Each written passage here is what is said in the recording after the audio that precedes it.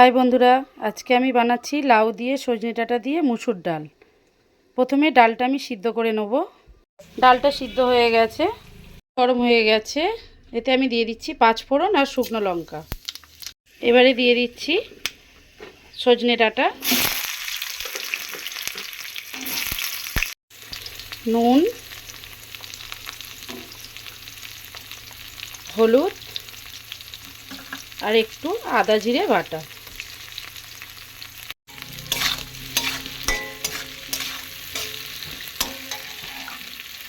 এবারে এতে দিয়ে দেব কেটে রাখা লাউ।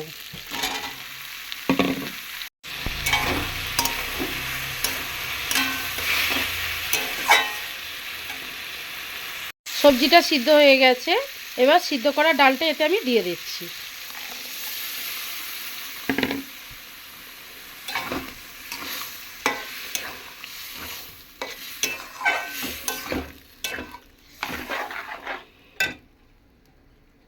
ডালটা হয়ে গেছে, এবার এতে আমি একটুখানি ঘি আর একটু চিনি দিয়ে নামিয়ে নেব।